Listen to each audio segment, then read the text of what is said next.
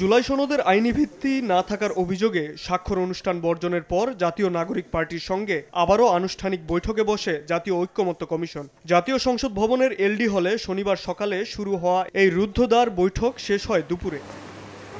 বৈঠক শেষে সাংবাদিকদের মুখোমুখি হন জাতীয় নাগরিক পার্টির কেন্দ্রীয় নেতারা। বলেন, জুলাই সনদ বাস্তবায়নের খসড়া দেখেই স্বাক্ষর করবে এনসিপি। দলের সদস্য সচিব আক্তার হোসেন বলেন, গণভোটের আগে জুলাই সনদ বাস্তবায়নের রূপরেখা প্রকাশ করা প্রয়োজন। আমরা দাবি জানিয়েছি যে জুলাই সনদ বাস্তবায়নের যে আদেশ, সে আদেশের ড্রাফট, সে আদেশের বিষয়বস্তু, সে আদেশের পরিধি, প্রত্যেকটা জিনিস জাতির কাছে উপস্থাপন করতে হবে। জুলাই সনদ বাস্তবায়নের একটি আদেশ তারা প্রস্তুত করছেন, যেটাকে আমরা একটা অগ্রগতি হিসেবে দেখি।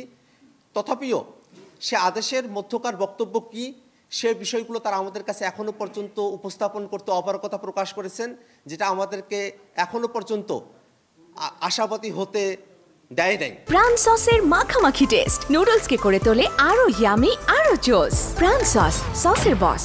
কোনো রাজনৈতিক দলের চাপে যেন জুলাই সনদ কাগজে সীমাবদ্ধ না থাকে, সেই বিষয়ে সোচ্চার থাকার আহ্বান জানান আক্তার হোসেন। বলেন, এক দল জুলাই সনদকে মুছে দিতে চায়, আরেক দল চায় তা ভেস্তে দিতে। জুলাই সনদের যে বিষয়গুলোতে আমরা একমত হয়েছি, কমিশন সিদ্ধান্ত গ্রহণ করেছে, সেই বিষয়গুলোকে বাস্তবায়নের আড়ালে রেখে শুধুমাত্র কাগজে দলিলে পরিণত করার এক ধরনের প্রবণতা আমরা রাজনৈতিক কিছু শক্তির মধ্যে আমরা প্রত্যক্ষ করেছি।